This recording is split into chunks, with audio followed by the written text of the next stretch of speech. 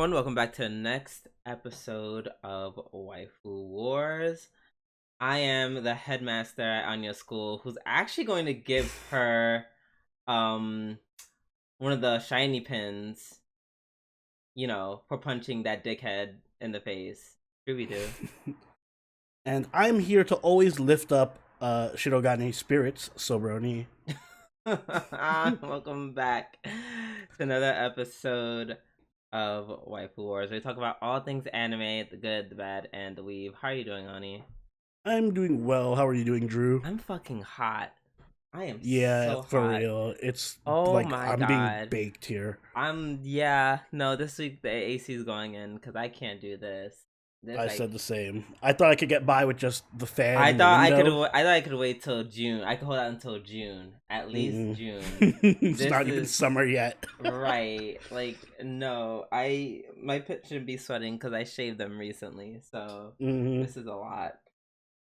Excuse me, this is a lot, and I have to wear a do-rag to protect my headset from the oil I put in my hair. So yeah. No, this is ratchet. I'm over it already. Ugh, God, it's so gross. But at least it's beautiful out. It's so nice out. Yeah, that's pretty nice. Yes. Oh God, so I love spring. Spring really energizes me. I feel like a lot of depressing shit always happens during spring, but it's so beautiful. So it's like, oh. Is spring your favorite season? Yeah. Really? I feel it's weird because a lot of people apparently, somebody brought this up earlier, but a lot of people have their favorite season as either spring or fall. Yeah, it makes sense because it's like why? Because I would assume summer because it's like hot. You go out there. No, summer's beaches, too hot. Vacation. Summer's too hot. Nobody who does anything during the spring though. The spring is just a transitionary period. Well, I don't give a fuck about the beach, so so why wouldn't I Well, most things you can do in the summer you can do during the spring. Depends how hot it is. Yes, you can't go to the beach or to a pool, I guess, an outdoor pool. I just feel like it's raining a lot in spring. Man, Yeah, I guess it rains a lot in summer too, yeah, though. just don't go out when the days where it rains. Well, listen, this is why I like the winter. I don't have to worry about none of that shit, and we get all the holidays. Yeah, no, winter. It's the same problem with summer. It's this thing. One is too hot, one is too cold. I like spring because it's perfect weather. You can wear a hoodie, a light hoodie. You can wear a light hoodie and shorts, and your outfit will make sense. See, that if I were your psychologist, I'd say that means you lack commitment. You can't commit to the heat or the cold. You just want to be in between. I want to be warm. Yeah, I want to be I want to be. I'm loyal warm. to the cold. I want to be in the cold. Yes, I embrace the cold. Yes, you are built like a muscular meatball, so the cold doesn't affect you like it affects cold normal never people. bothered me anyway. Yeah, okay, Elsa. All right, let's get things started with our new segment this week in anime. And I think I'm gonna go first with which some would argue could be kind of bad news. Unfortunately, Rent a Girlfriend, according to Anime News Network, is getting a live action show. I could read the rest of it. It's not important because I don't want it. First of all, the boy who's starring, he's way too pretty. Oh no, did they actually cast somebody attractive to play? Yes. What's his name? The main character? He's like as pretty as the girl playing Chizuru. In my opinion. I hate when they do that. Let me send it to you. He is they're both stupid pretty looking next to each other. It doesn't make any sense. Look how pretty. Yeah, what, he looks like a fucking K-pop idol. What? They look just as pretty as each other. I hate when movies do this. This guy's ugly and unattractive, played by Leonardo DiCaprio. I mean, yeah, I'm sure they're gonna find ways to make him uglier, when in the scene. Although that girl does look a lot like Chizuru. She does. But I'm just I'm gagged because it's you look just as pretty as she does. Yeah. See, really good casting on her part. Right? Yes. Nah, not so much. But also, I'm just will Japan be okay with you airing this? No, they have to make huge edits. Yeah. Yeah, you're not showing off weird jerking off scenes. Like Japan doesn't do Yeah, that, do they? I feel like they do. I don't know. Like on Netflix there's a show about like this dude who's like sleeping with random like women who are in like relationships, like they're having affairs, but Yeah, I don't think they'll go that's like like the Netflix. graphic route. They're not gonna like show the guy's dick or anything. I know they're not, but it's like even so, They might that's just like imply it. there's You know? depiction, yeah, just depicting like masturbation. I'm like in my mind, like for Japan, that's wild. Even though, then again, this is the show where they literally. You remember those show where it's like literally they would like try, they would try like porn stars would come out of nowhere and just like jerk dudes off, and the dudes Oh are like trying yeah, not that to show. like. Oh yeah, so They're Japanese TV would totally air this. yeah, I've seen a few episodes of that, and I'm just like, huh. You know the concept for that show is just some guy who was horny and just wanted to find a way he could get jerked off. He was like, I have an idea for a show. I don't see. I just kind of don't see the point. I feel like there has to be like an extreme punishment game. That's like, okay, you got your nut off, but we're gonna like slingshot you like 30 feet in the air. I was gonna say like, all right, I was gonna say, well, not it might not, well, just as bad. I was gonna say there's a guillotine above your dick, and if you don't come in a certain amount of time, it just crushes. But now I was like, that wouldn't be too difficult for most men. Or maybe it would be like that's a lot of pressure. Like that's not. It's not hot to be. You know, just don't look at the guillotine. don't look at the guillotine. It'll be like a fun Japanese thing. You think it's a guillotine, but it's actually just like chocolate or some shit.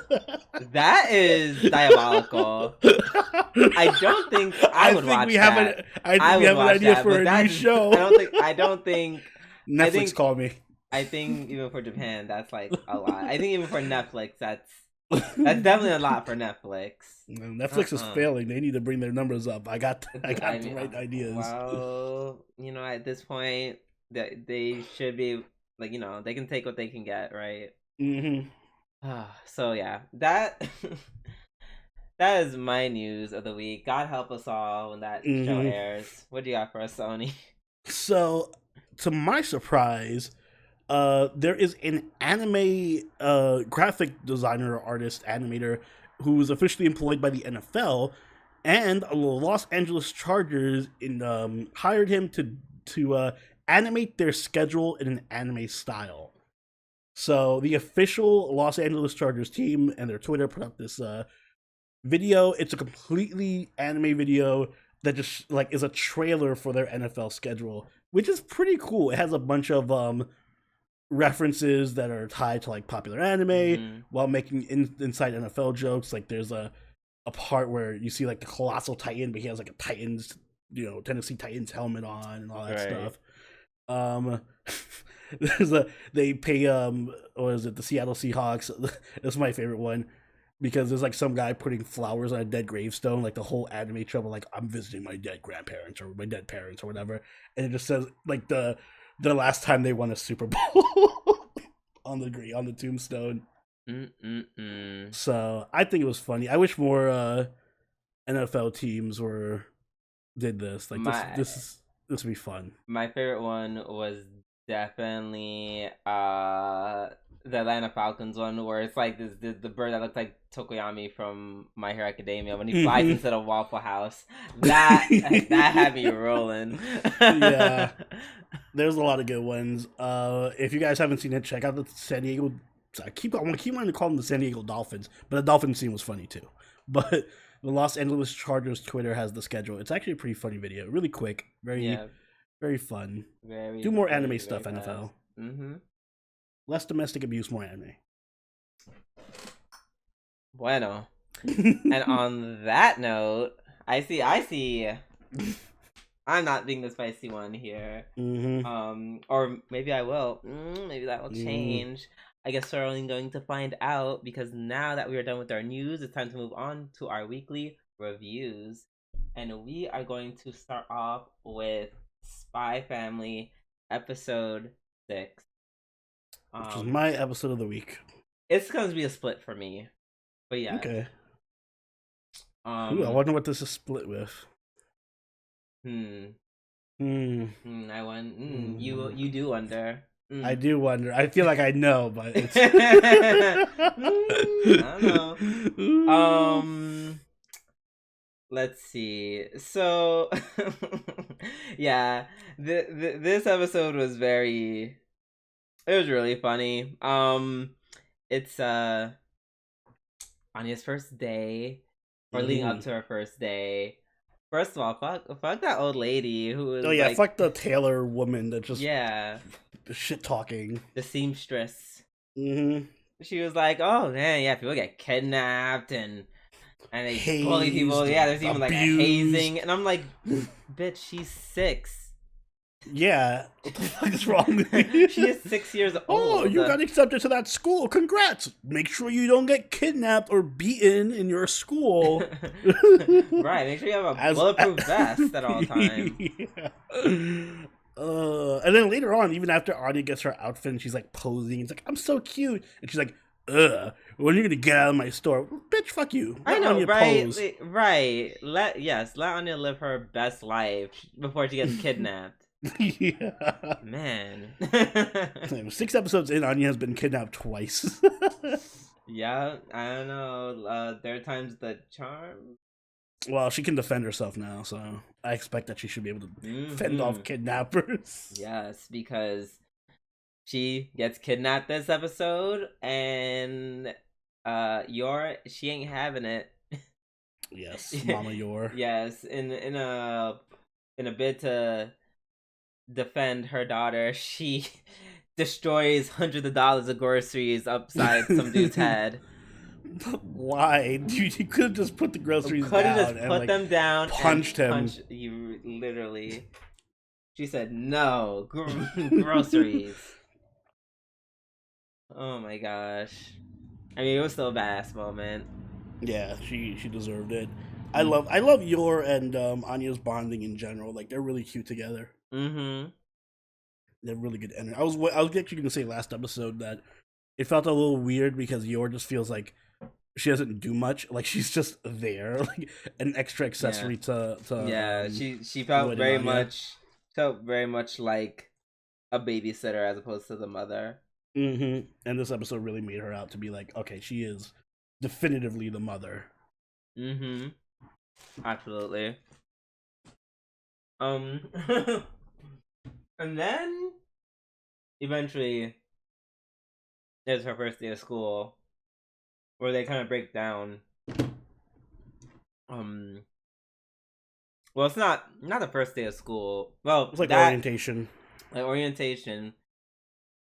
And we also learn or we get Lloyd's second task, which is basically in order for him to get in with people, he basically has to make Anya into like an honor student.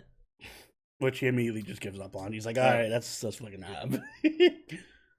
I felt bad for Lloyd this episode. He literally said, anxiety, my old friend. he was able to breathe for one episode. Mm-hmm. But yeah. So and then I think I love how Anya's telepathy just I feel like the show really knows when to use it at the best times. Mm-hmm. Because like while that dude's talking, it's one thing that we can like hear like the people's inner like dialogue, like that's common, but the fact that we along with Anya are hearing it, like we're hearing what Anya's hearing. Yeah, and I actually feel bad for Anya because it's like she's gonna have a real hard time. Well, she made friends at the end of the episode with one girl, but I'm like, it's gonna be tough for her to make friends in general because she's just gonna be hearing everyone's inner thoughts. She's gonna be like, oh my god, these people are so judgy and mean. Right, and I don't think she's always going to react and respond the best way. Exactly. I think it's not gonna work out, in her favor all the way. Mm-hmm. But what made this my episode of the week was definitely when she started interacting with the other children. Oh yes, I love all the other kids. They are perfect for Anya. Perfect. We have like Snooty Brat, who she's supposed to be friends with. Mm-hmm. Becky. Oh, well, her too. I was talking about Damien, but Oh, well, Damien's. right, a whole nother story in comparison to Becky. Um, but yeah, she. But yeah, and I love how like in an attempt to be non-confrontational, she just makes everything worse. Like she gives that trademark Oh yeah, the smug that smile. I'm just gonna assume Oni's gonna make that the thumbnail of the There's so many podcast. options for a thumbnail. We got the smug Anya, we got the cute Anya posing. We got like there's so many Anya faces. Right. But yeah, it's probably gonna be that. Yeah, so she was just using that a lot, which only, pissed off Damien more. And then imagine you trying to shit on somebody and they're just smiling at you like that. And she's like, it's whatever. Like she was so condescending. And then when they start calling her ugly, and they're like, "Whoa, just because she's uglier than me doesn't mean she's ugly." That's what Becky said. Yeah, that's why I love Becky. Yeah, I'm okay. So we like Becky, even though that was a backhanded compliment. We still live, and of course, towards the end, where Homeboy and the rest of his flunkies try to actually tease and pick on her, throwing paper. What does he do? I think he threw a paper bag, a paper ball at her. Now, what did he say that where she was just like, you know what? I'm just gonna knock you out. He was just basically like, I'm gonna bully you every day until you stop smiling at me like that. And then she was like, is the teacher looking? Nope. Nope. How? Anya, I appreciate it. I condone this violence. And Mama said knock you out. Yes. Like, it was just like, I punched her. Like, he knocked the shit out of him. Sent him flying into garbage. Yes. I love that Anya has, because Anya grew up, it's easy to forget, but she grew up in an orphanage and in a lab. So she has some of those street smarts. That's why she was looking to see if the teacher wasn't looking, and she isn't afraid to punch people and shit. Period. Like, no, I can throw hands. And then the way she just tried to finesse her way out of it.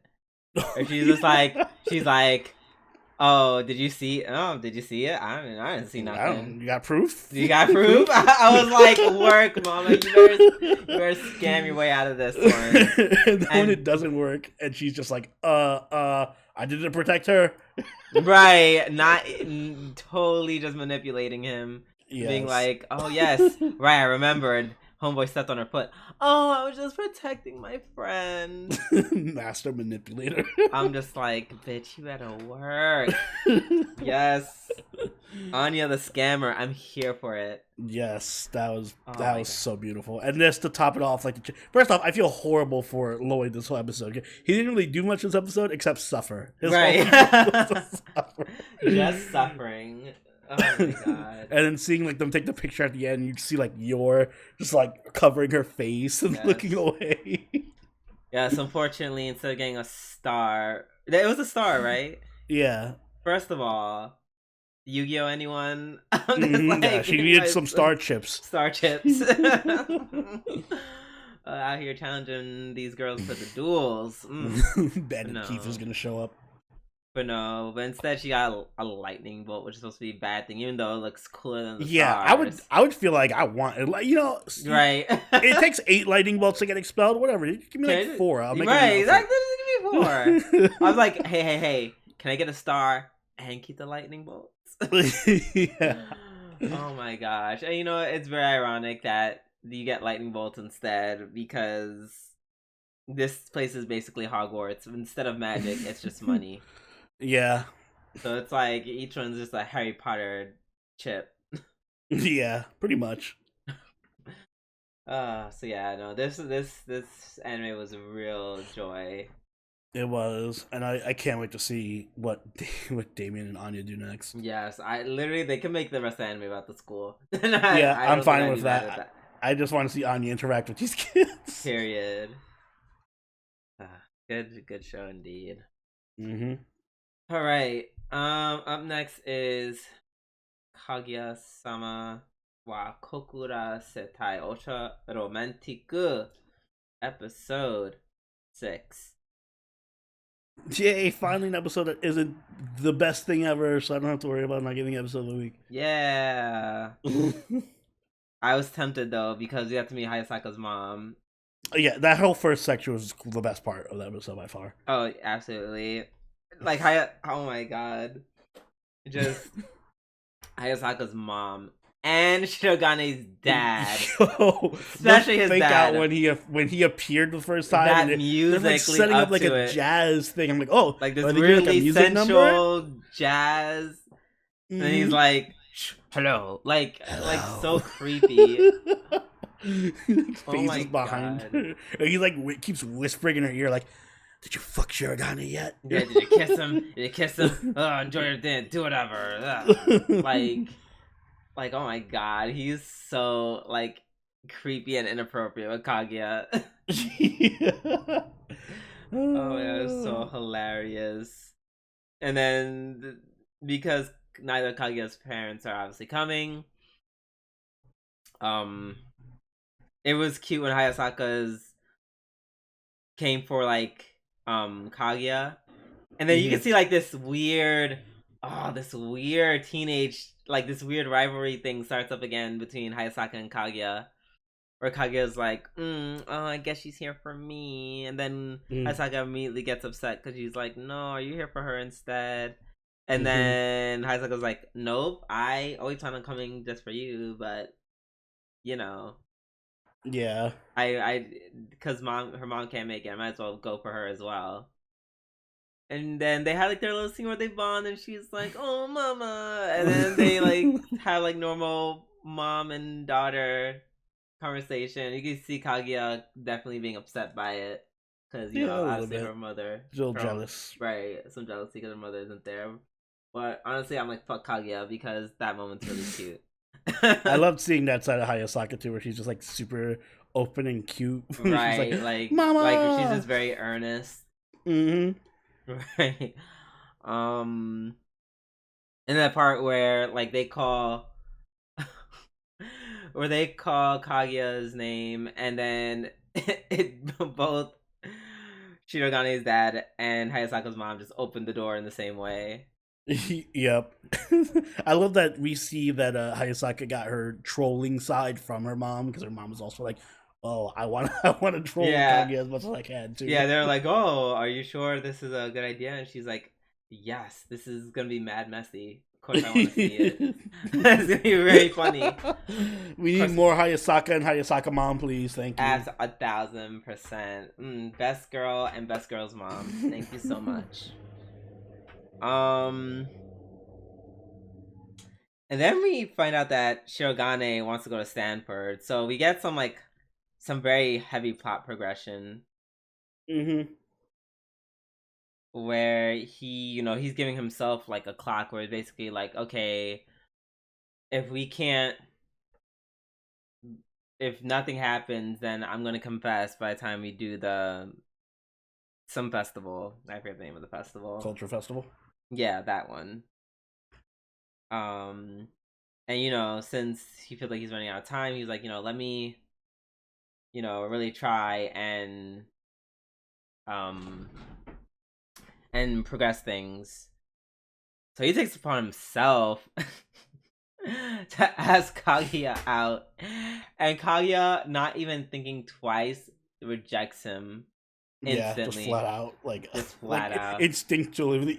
Yes, she would, and then she takes 4 steps and she says, "Oh shit! Wait, did he just ask me on a date?" Oh my god! And then it makes everything like the moment just passes essentially. And then she tries to ask him out again, and literally the rest is doing counsel systematically, one by one, just shits on their ability to basically make it impossible. Who was the first one? They're like, and we see the door open, and we're all like, "Oh my god, it's gonna be Chica!" And then we all see Ishigami. I love that fake out because we're waiting for Chica to be there. Right, exactly, because that'd been perfect. And then we see Ishigami, we're like, "Oh hell!" Yeah, and it was like, "Oh fuck, he's gonna make this worse." Right, and he does, just like we predict. And then Ino comes, and she makes it worse. I feel like Ishigami's was funnier. He was like, yeah, he was like, some dude asked a girl out. Yeah, he got flat rejected. Embarrassing. Mm. And then Chica's like, yeah, you should go. Oh, but no, not with the avoid the boys though. Oh God, they just keep hitting on you all the time. Ugh, it's disgusting. Yeah. And I do like, and then she also goes on to just ruin, because Kaguya tries to save it, like, Right. we can go together. And then he's like, yeah, if 2 people go, it'll be great. And then she just comes like, oh, so then you and Ishigami go. And then he's like, yeah, let's do it. And Ishigami's so excited. I like it because it's kind of a callback to like the original, like season 1, where Chika would always ruin Kaguya and Shirogani's plans. She kind of, and then it kind of fell off where she stopped being the chaos factor, but now she's just back to just spontaneously ruin all of their plans. Right. Oh God. Oh, I love Chika. It is no coincidence that her name starts with C, because you know it also starts with C. Chaos. Yes. Chaos. Although I did have one issue with Chika this episode, and that ties into the last part, the last scene. Oh, you mean where she just shits on Shirogane? She kind of a bitch this episode. I mean, but she's all right. She's always normally kinda, like, she's always has that streak. She has that bitchy. She has a mean streak. Yeah, she has a mean streak, but she's never this outright cruel. Like, she was just like going in on him, like, oh, we're making a sport out of tearing him down, and I'm bringing Ino with me. Like she was really bitchy. Usually it balances out. Like, she gets her like she doesn't go too hard, and if she does, it usually balances out because then she gets her just desserts. But not really this time. I was waiting for Ishigami to go in on her or something, but he did. He just called her out a little bit. I feel like you may have taken it just like a wee bit personal with the way she was acting. Just a wee bit. I mean, but that was a kind of bitchy thing to do, no? No, I agree. It was bitchy, but I'm not like, oh God, Chika, this is totally out of norm for you. I'm not saying it's out of character. I just think it was more extreme than she normally is. Because normally her mean streak is more like, it's not as mean. It's hard to explain. It's more like she's naive or something, or like she'll say something and then something will come right back at her. Like, for example, earlier this season with her making fun of Ishigami, because she's way more mean to Ishigami than she is to Shirogane. When she was making fun of him for the arm wrestling thing and being weak, that literally just came right back around her, and she was cheating, and it was like, oh, well, you're also cheating and shitty, and you're not really that strong. I just feel like it didn't happen this time. I would say it didn't come back to bite her in the butt like usual, but like, there wasn't a joke to it. It was just like, oh, she's just being mean. I mean, the joke was... the joke is that she's mean. Right, I'm like, it made me laugh. Yes, I was because you are Chika, I get it. You are also mean, so you find being mean to feel funny. No, because it's mean in the way that, typically... It's funny because it was very high school girl tropey. Like, this is something I can imagine a high school girl saying, like, oh, like, I mean, towards the end, it kind of evolved into, like, its own monster. And she's like, oh, fuck, you're the kind of person I just realized you're the kind of person I want to date. Ah, shit. Like, I think it started off fine, but she was, like, talking, like, oh, you're more like a problem child to me, because I'm like, oh yeah, and she like envisions him as like a crying baby or whatever. Right. And I don't. That's what I'm gonna say. I don't think. I don't know. I feel like her and were both like they both split. Well, they were 50-50. Both. And Ino wasn't as mean. Most of Ino was mean. Ino literally was like, well, yeah, she didn't say it, but she literally was just like, yeah, you're physically you're not attractive to me. Well, that funny thing is, Chica said that. At least Ino had the decency. said that to Chica, who then Chica said. Well, that's why Ino had the decency to not say it out loud and be like, "Yo, Chica, I just don't think he's that attractive." And then Chica was the one who came out. I was like, "Oh yeah, she called you ugly." She was the instigator. Right. I think. Which is why I think Chica came across worse. I think Chica was just triggered because Chica was just triggered from the whole music thing. Cause he literally was like, I'm alright. Oh, and to be... And I will say, you are setting yourself up when you ask a woman that question. Like, how do you see me as a man? Like, he kind of did that to himself just a little bit. Like, did she have to go that hard? No. But did he also have to ask her that question? Also, no. I just wanted to come back around where it was just like, oh, well, how do you see me as a woman? And then they just all shit on Chica. That would have made the scene 10 times better for me. Yeah, like I said, I'm definitely feeling the bias here because you. No, what bias? You're like, no, Chica. They shit on the guy. Now we have my shit on. Oh, it just felt like no. It's not even a guy-woman thing. It's just she was being a bitch, and I feel like there was no justifiable reason to be that mean. Like it's okay to be like teasing mean. Like I feel like Ino was, if anything, Ino had more of a reason to be of a bitch to Shirogane than Chica did, because she got wrapped up in the whole thing and she had no place in it.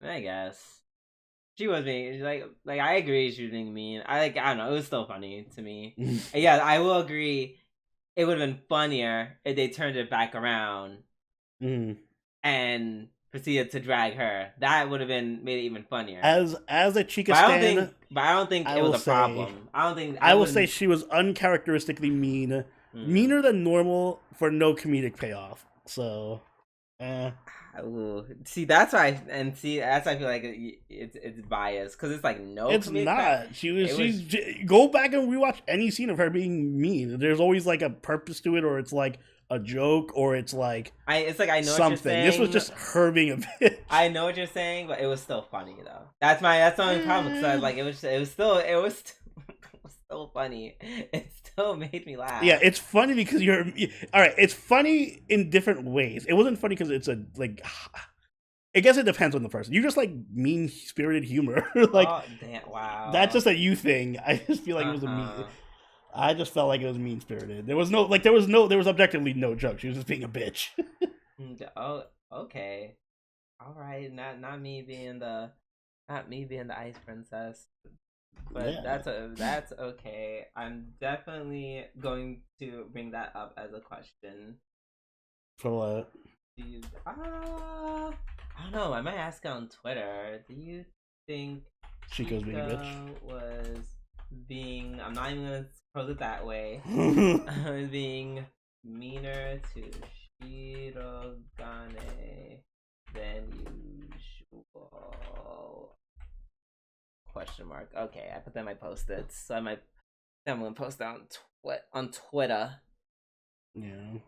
But either way, the other issue I had with the episode is I don't like the whole Stanford thing with Shirogane. Yeah, and we had a whole discussion about it, which I was trying to ignore because I feel like Xavier was kind of spoilery. Yeah, so I literally, as he was talking, I kind of had to like, I don't want to say ignore him because that sounds rude. It's not like I was trying. I had to just space out. I also was writing notes because like this episode was so funny. I was just too busy laughing, and then by the time it was done, I was like, "Oh shit, it's done! I gotta write down notes. I gotta hurry up and write everything. Remember? What do you remember? Yes, use your memory before it fades. Before it goes. Exactly. Listen, you already know. I don't remember shit. So, but yeah, it's apparently there was some Easter eggs about it, which I agree. Yeah. I think it could have been a little bit more like maybe if I go back and rewatch like the first season or something, it'll be more obvious. But if it's just like something like, if it's something that important to the plot, I feel like that should have been hinted at slightly more. Yeah, just a little bit more. Maybe like just bring it up, like if Shirogane, like even in off off-topic scene or something. Just have him be like you know how they built up to the rap thing. They actually spent more time building up to the rap thing than they did the Stanford. That actually had like good continuity. That made sense. Yeah, they spent like half the season going over like, oh, Shirogane is bad at rap, and now he's working with Chika to get better at rap, and he's thinking about it like over right. The course of, like, even to this episodes. episode where he thought he's like, yeah, I'm not that bad at music, and then Chika yelled at him because that is actual continuity. This Stanford thing just really felt like kind of out of thin air, really. Yeah, and I'm not usually the biggest fan of this trope. Like, I don't like the artificial time limit thing where it's just like, oh, we have 8 months before they never see each other again. Because it's either going to play out one of two ways. He's not going to go to Stanford and they're just going to be together, or he goes to Stanford and that's the end of the series. I just feel like either way, it makes this. It just feels like a gimmicky plot device. Right.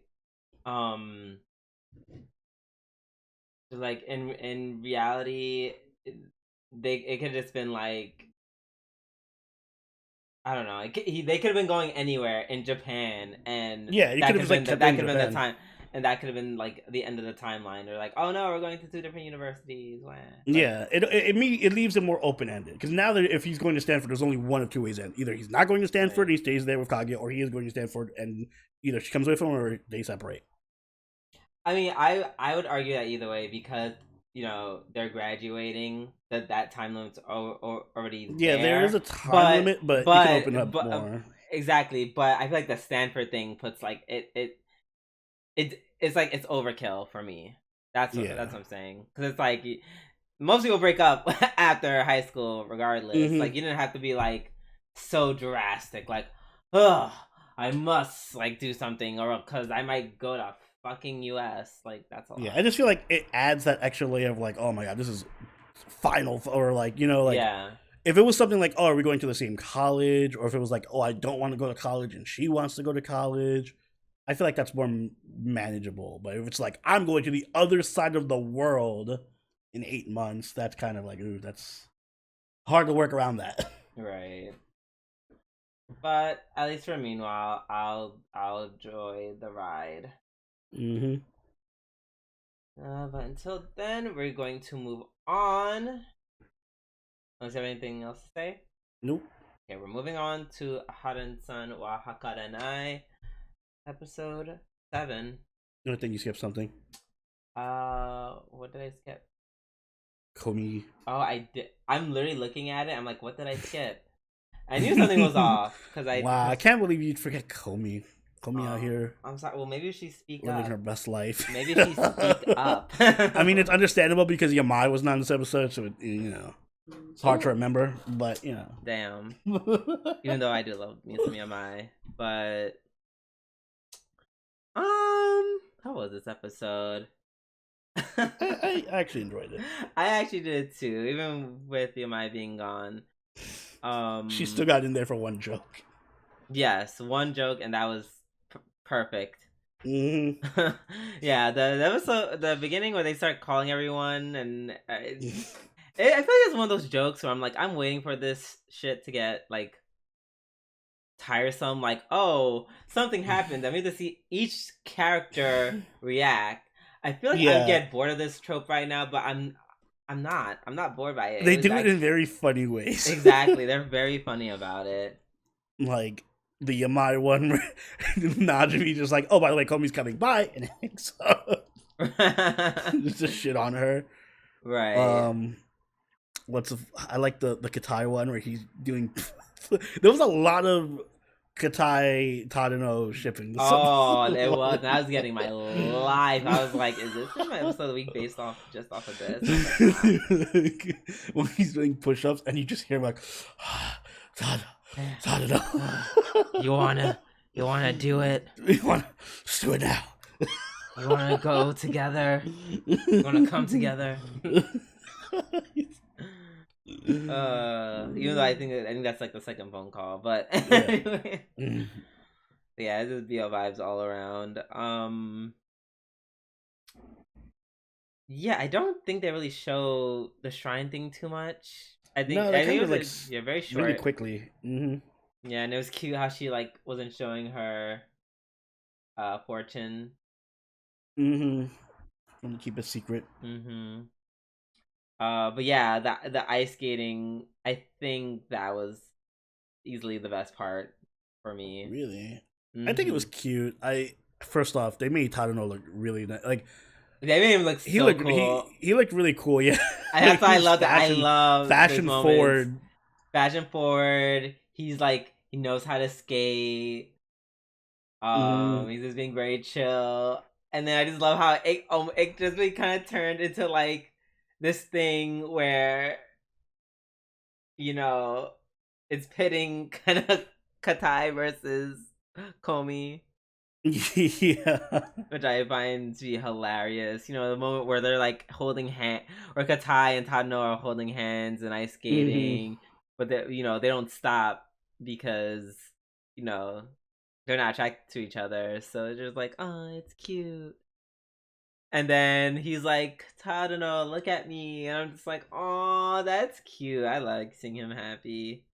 I feel like he's always, you know, he's literally just like male Komi, so it's very nice to see. Yeah, it was really adorable. Yeah. And then the last part was also like sweet. Yeah, he's sick in bed. The Japanese cold. The Japanese cold, where the basically Japanese cold almost claimed another one. We almost killed him. Luckily, yeah. Komi came just in time to give him the Japanese cure for the Japanese cold, which is just, you know, tea and rice porridge. Never has there been a cold so deadly yet so easily cured. Period. Oh, that scene where they're like, that's what I love about this episode. Isn't this another episode of like lots of like progression in the relationship where she's like actually like holding his hand? Oh yeah, and she tries to like feed him and stuff. Right. Holding the hand only for a split second before Najima comes in with food and stuff. Which, by the way, I'm like, Najima, you're a terrible friend. Yeah, you show up mad late. Mad late. She cooked rice porridge, fed him, and cleaned. And you're just coming with the food? You ain't shit. He had other appointments. And then, I love how sister comes back and she just stops and she's like, I smell a woman. Smell. And I'm just like, relatable content. Even though my nose isn't that good. Also, there was like a weird trailer for another character showing up next episode, I guess, at the end of this episode. Right. I was like, why? It was like a Vogue fucking commercial. Why is it giving me, what is that? Not Sakurai. You know that anime with that dude with the glasses? Who's just so awesome. Like, Psyche K? Not Psyche K. No, it's fuck, I forgot the name of him. Like Sasaki. Is it Sasaki? Like literally, people are trying to like fuck with him, and it's like he's so perfect. Oh, isn't that one of the older shows? It is. It came out like a couple of years ago, like maybe like 2017, 2018. Sakamoto-kun? Yes. Yeah. Sakamoto. I only saw like one episode of it. I'm glad I retained the name of it in my memory banks. Right. Yeah, he did look like him. So I was giving that. So I'm interested to see how he's gonna fit in. It's gonna be very funny because he's gonna be like, I'm beautiful and hot shit, and everyone's gonna be like, I feel like that's his gimmick. He's gonna be like, I'm fucking hot. Yeah. He's gonna flash his chest or something. Right, and everyone's gonna look at him like, the fuck are you doing? Oh god, I hope he doesn't try to flirt with Komi. He's definitely gonna try to flirt with Komi. Well, I hope your mom's back from Hawaii by then, so she can take care of business. And kidnap his ass too. Oh my god, if she kidnaps him, I'm gonna laugh. Right, potentially episode of the week. Yeah, can't wait till next week. Europe. Alright, up next we have Aharen-san or Harenai. Episode 7. Sorry, I dropped my pen. I'm not gonna lie, I was kind of disappointed with this episode. Very lackluster compared to their new. Like I get it, it's very chill anime to begin with, but this time it was like it felt too chill. Yeah, like it just wasn't that funny. Like I know when an anime takes me so out of it. Like, I literally watched it halfway, paused, went on my phone for half an hour, went on my computer, and I was like, all right, I guess I have to finish this episode. I'm back to finishing it. The first part, I actually liked the whole, like, her starving and, like, not having lunch or whatever. That was cute. But yeah, the rest of the episode was kind of just like, oh, okay. Yeah. Yeah, I actually don't even remember. Actually, I would say my favorite parts actually were Futaba. Anything with Futaba. Oh yeah, Futaba, yeah, she shows up and wants to cook. Like, and I'm mad when she was like, can't wait to give him the bento, and I'm just like, bitch, are you gonna put that in the fridge? Like, why are you hugging it? No, she didn't, and she ended up giving her crush food poisoning. So that was really funny. Yeah, I like that. I do like anytime Rando tries to talk to her, she just like immediately dials 911. Right. Even like, you have to do it on one condition: stop trying to report my friend to the police, or threatening to report my friend. That was so funny. But yeah, but other than that, the episode's very like the last part was kind of just whatever. Like it was all built up to the joke at the end. I didn't even write down what happened in the last part because I don't remember. Paint, or they were sculpting clay stuff. Oh yeah, and makes the clay. Yeah, she made the clay version of herself. Yeah, like that was. Did you see the after credit scene? Shit, I don't. Literally, that whole section is built up to the after credit scene joke. Oh, how long is it? Like 5 seconds. Oh, okay, then I might watch it. I might watch it real quick. I'm trying to watch it real quick. Wait. Live reaction. Live reaction. I'm gonna sing until I'm actually at that part. Live reaction.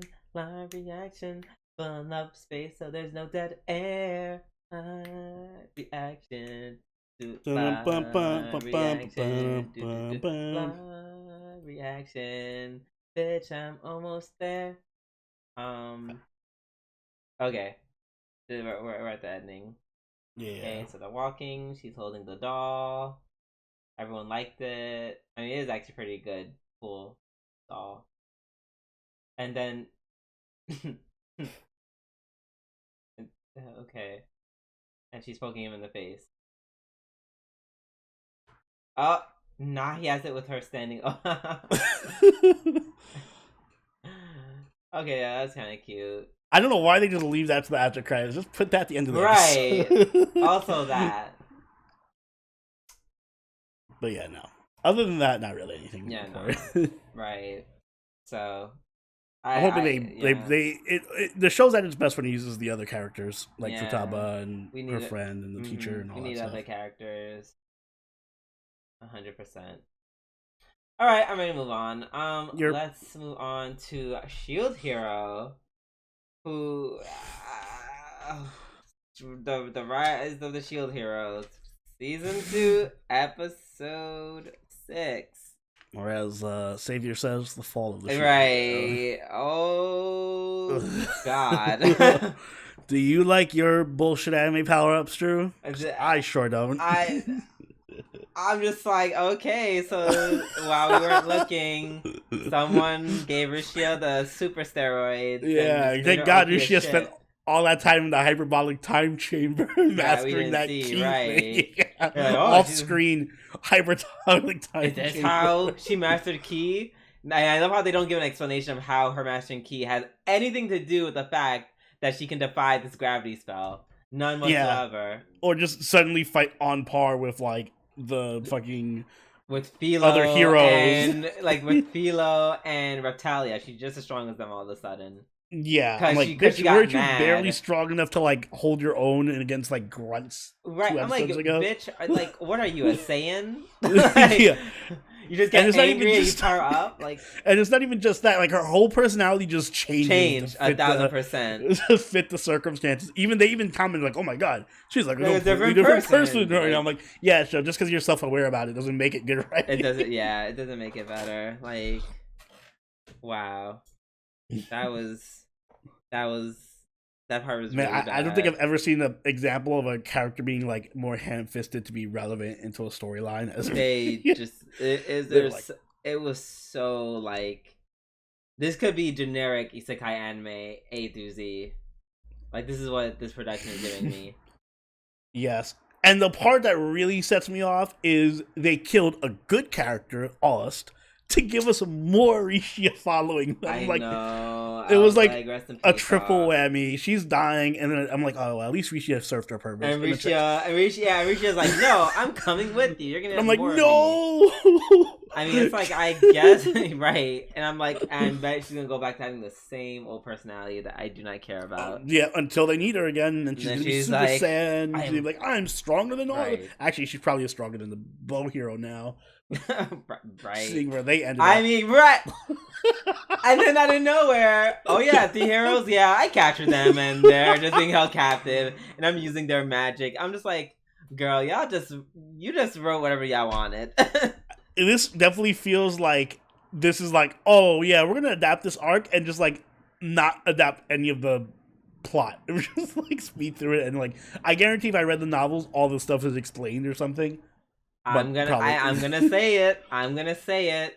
This it was giving Gendo Guardian. Yeah, it was giving like wow. We took a turn and it wasn't for the better. I was like, I had a slight glimmer of hope. Mm-hmm. And they said, nah, fuck that. Also, the fights in this episode, well, first off, they were your favorite types of fights. Beam spam fights. You're not wrong. Energy beams! But I just feel like they lacked the type of like right. It felt very action. It felt cheap. Choreography. They felt very generic.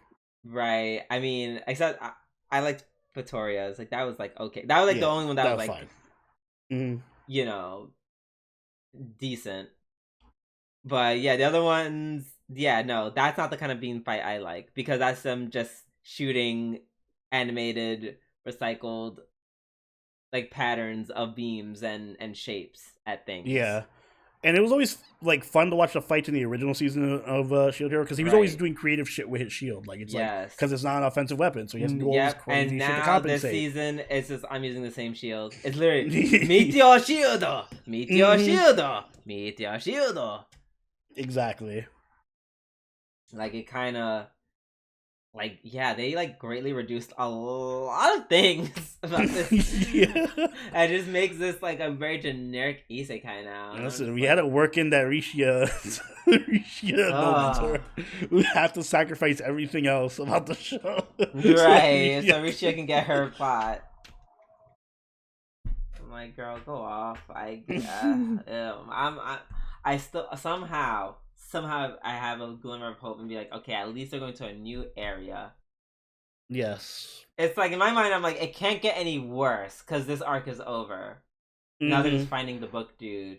Even though they definitely should have just killed him. Like 500 times. I feel like that should have been... This is... Every episode of this arc has just been like, oh, okay, it should be over now, because they killed it. Oh, no, he's still alive. Oh, they killed the turtle. Oh, no, the turtle's still alive. Yeah, it's literally that. They keep doing the fake out death over and over and over. I'm over it. I'm over it. Damn. First it was Log Horizon, now it's Tate no Yusha.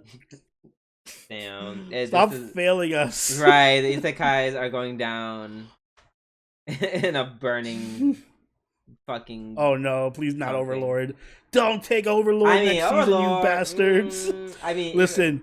Overlord is on the fucking tightrope right now, right? It has it has some good moments in the last season and some horrible moments. Unpopular opinion, I like the alligators. No one else seemed to like them, but I was fine with them. I actually don't mind the alligators. I was the last season. I like you complained about them a lot. I did, but in retrospect, I kind of all right. Their part was really long, but in retrospect, I kind of like them compared to what the rest of the season was. Agreed. Yeah. Yeah, so I don't know, girl. I don't know. I'm a pray. I'm a pray for the rest of the season. That's all I got. Same. All right. Up next, we have Otomege Sekai wa Mabni Kibishi Sekai Desu, episode 7. Mm-hmm. You know, hope you like pod racing.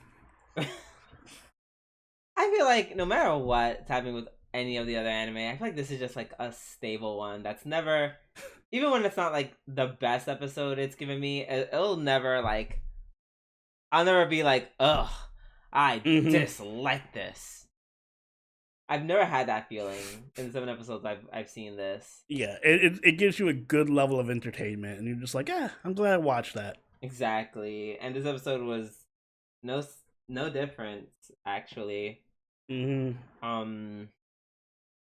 know, I'm super invested in the Angie and Livia love spat. Like, this is literally just becoming their love story. I know, and I'm here for it. And Leon is literally trying to get them together. He's the best friend of the love interest.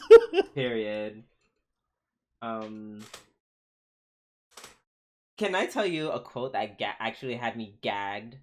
What? That came from Maria's mouth.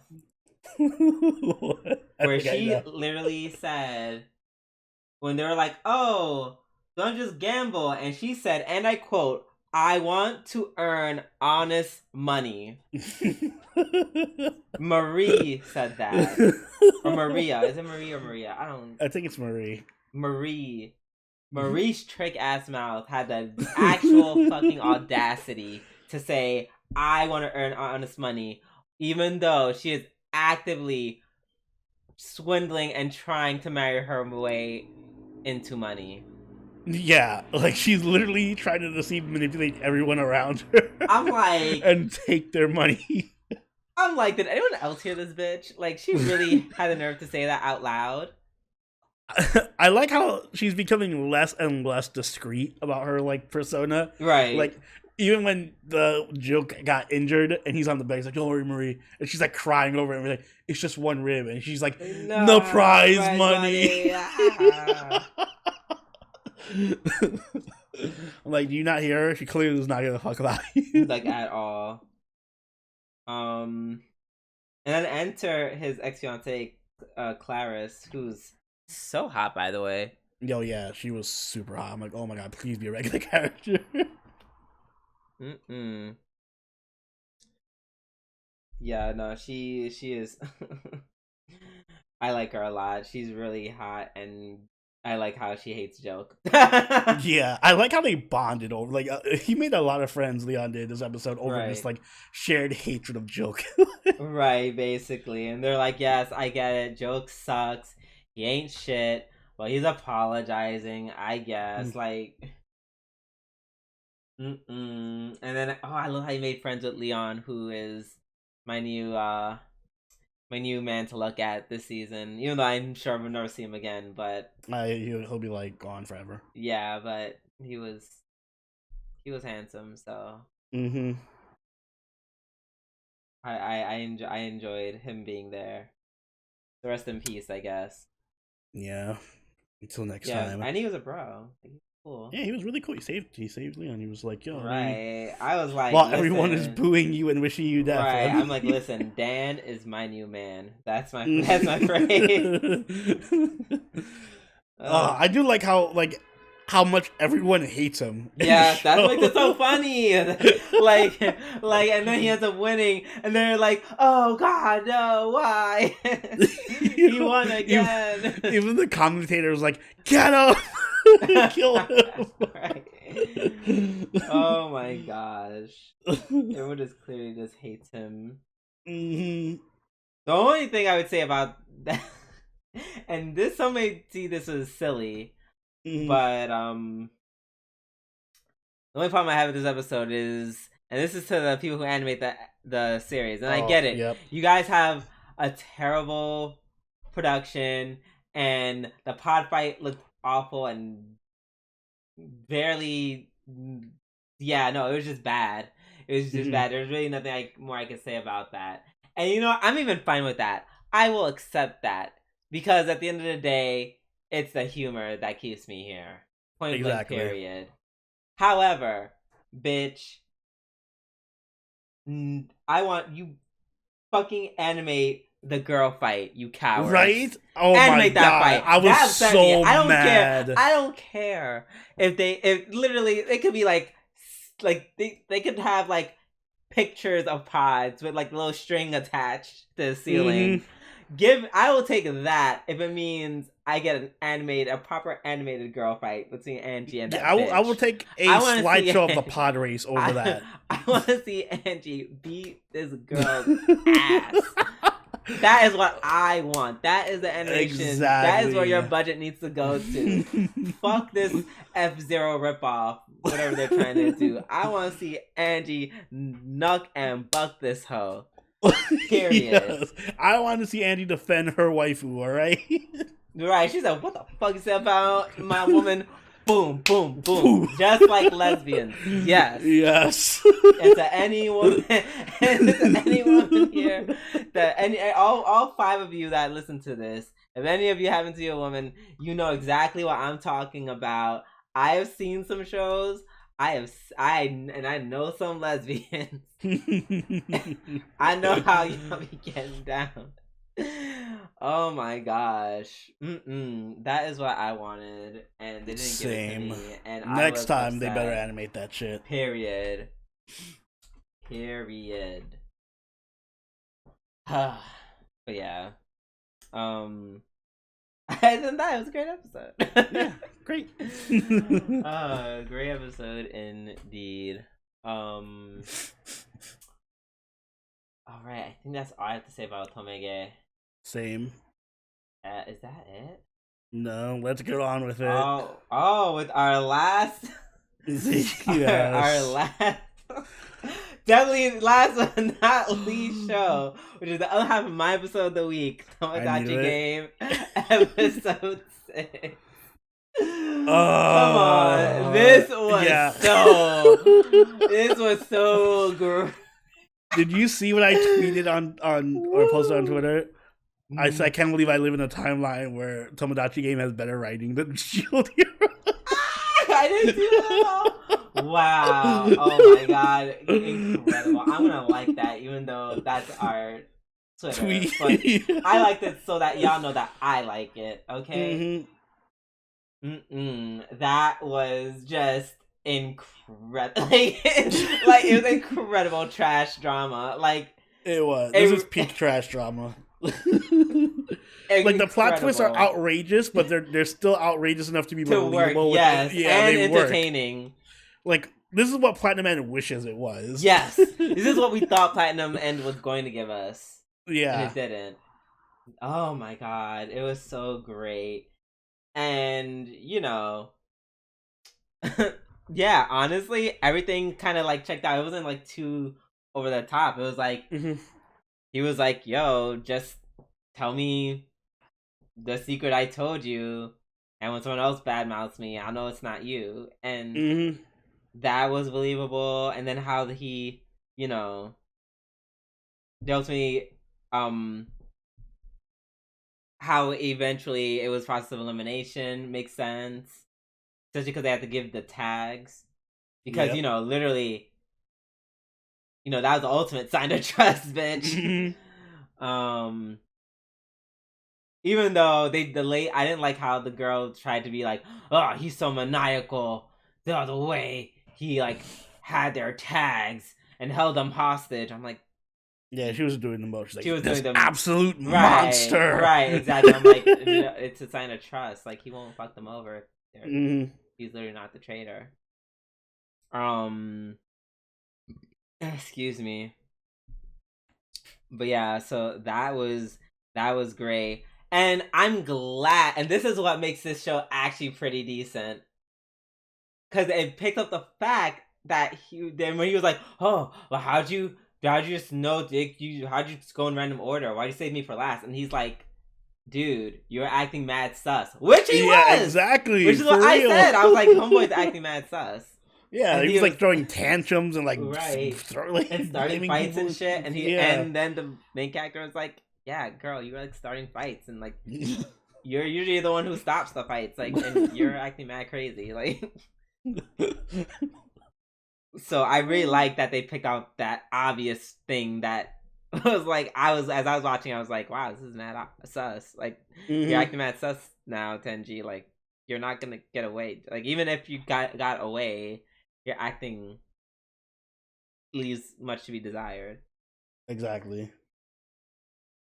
And I love like and then just like the little things like that, and then also I love how they just like how they ruled out Shibe, and they're like, oh, Shibe doesn't know our secrets. Yeah, why the fuck we tell him? She was not Shibe. She was a fucking idiot. Like, and then they're like, wait, are they?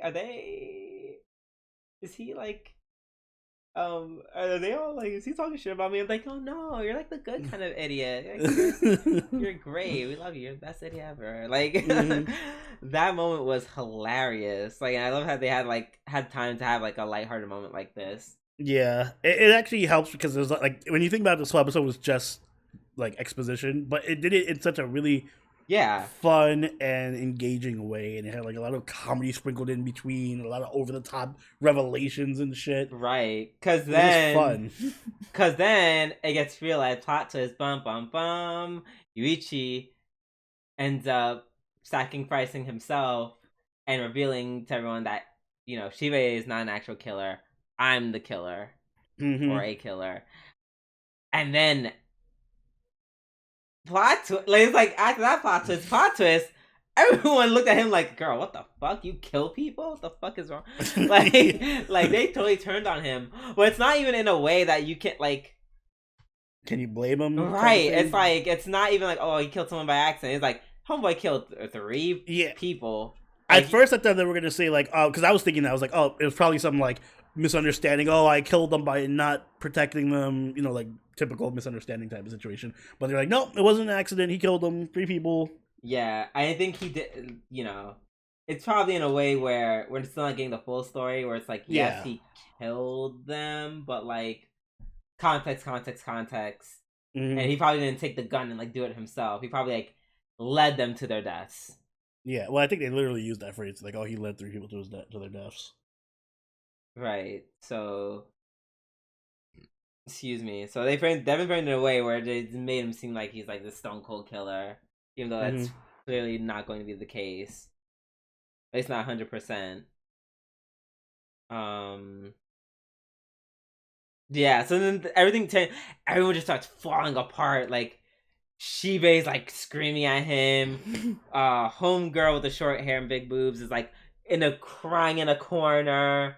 I love how she just runs away. Like her coping is just like, I'm running away from conflict. Right. Let me just run over here and cry in the corner.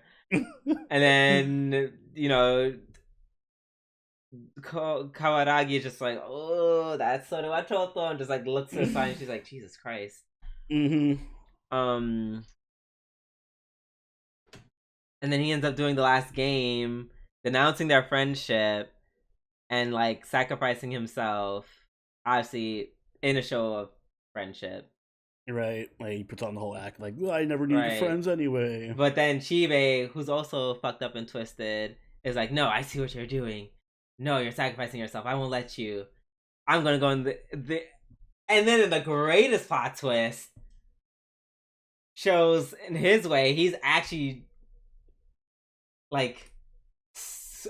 In my opinion, a super redeemable act. Lies about lying.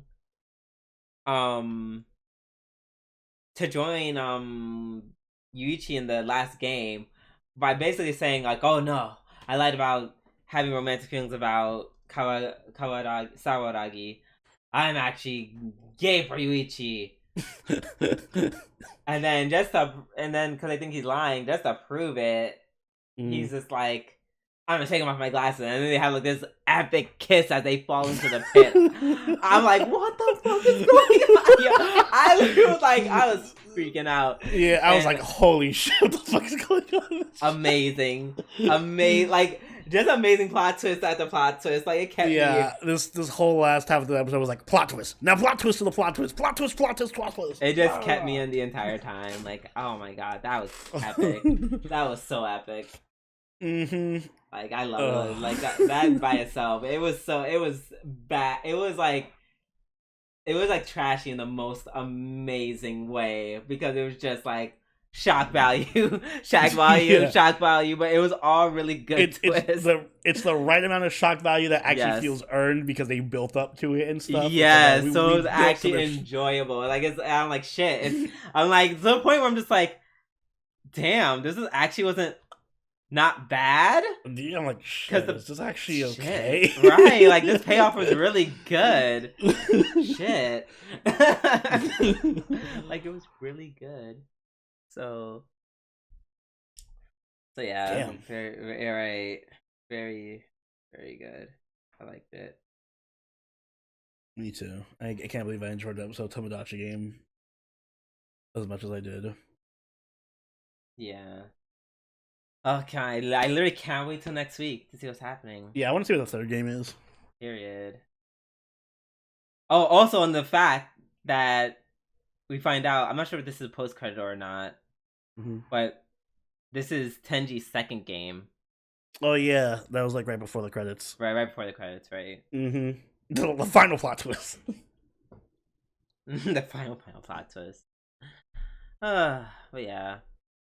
But until then, that will be the end of our weekly reviews. Oni, what is our Waifu Wars segment gonna be? We're up to the 6th gen, I believe. Oh, Jesus. Scrapping from the bottom of the barrel, huh? Hey, it's a segment. We keep going. It's a series. As I look at the 6th gen Pokemon gym leaders. Let's see. I feel like it was a really obvious 6th gen. Oh, right. I love how it's like Cynthia, Dawn. I'm just like Gen 6. Oh my god. You might be surprised by who I pick. Who's the Gen 6 champion? I'm like, I don't know who the fuck Valerie is, but yeah, that's what I was gonna pick. Oh, why are you surprised? I'm like, I saw her, I was like, oh my god, she's beautiful. And why would I be surprised? Why would I be surprised by that? I feel like I don't. That is 1,000%. I feel like no one remembers Valerie. I don't Valerie. know who she is because I never played Gen 6. Sonia's She's super underrated. Wait, Sonia's not Gen 6. Sonia's Gen 8, right? Is she? I thought Sonia was Gen 8. Why can I not get a picture of the Gen 6 Elite Four? Or is this a Gen 6 Elite Four?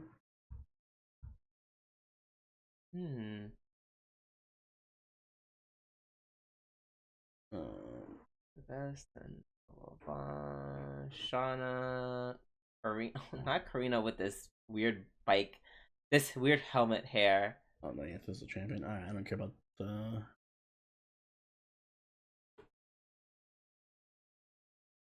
Wait, I actually like Tierno in Pokemon. Like, I like Tierno's Pokemon team, even though I don't like that so many water types. Oh wait, is Serena the Gen 6? Malva. I think so. Oh wait, shit.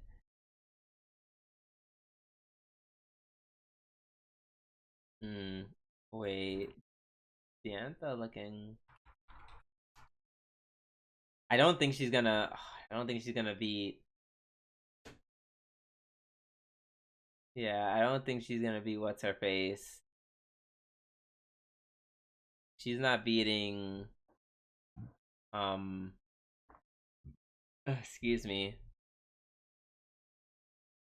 She's not beating out what's her face? Valerie. Yeah. I like Serena, but I'm gonna go with Valerie as well. Serena is her outfit's cute. I like, that's all she's getting from me. Cute outfit. But Valerie is just, I'm like, I know I haven't seen all the characters, but I don't think I have to. Yeah, no, she's super cute. I actually just found her like she was one of the first people I noticed when I was playing when I played Pokemon Masters, and I was like, who the fuck is this beautiful woman? Why should not have any fan art? Right. Like, yeah, I can't think of anyone. So I think I'm gonna go with Valerie as well. Yeah, for obvious reasons. She's just cute. I love her hair. I love her eyes. She has a nice set like outfit. This is my least invested gen, though. Yeah, same. I literally was gonna pick the first beautiful person Woman that I you saw. saw. You're right. I mean, like, her. I want her, but admittedly, it would be someone that I'm like, I'd have to be inspired to pick. Understandable. Gen 7 though is gonna be spicy. Yeah. Gen 7 is really gonna be. Oof. That's gonna be a long Waifu Wars, y'all. That's gonna be like the 20 hour. Yeah, 20-minute one. Dude, just silence, just us. Just hear, you just hear. You just hear tapping on the keyboard because we're just looking up everyone so intensely. Yeah, but that being said, I think that's the end of the Waifu Wars for this week, and also the end of the Waifu Wars podcast. So Oni, be there and take it away.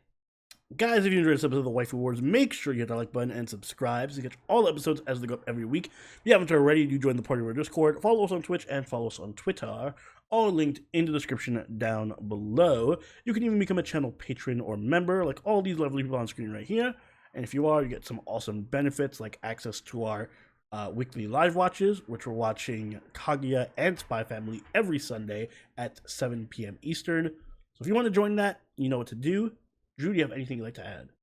So I know there's some watch it that has been happening these past few days. Feel free if you get overstimulated to just detach from the computer and go outside and touch some grass. It's gonna be some nice weather, you know, in and out of, you know, besides the rain. But yeah, just go out and touch some grass. I promise you'll feel better. Yes, touch grass, people. Until next time, this has been Sobroni and Jubidu. We'll catch y'all later. Later. Bye.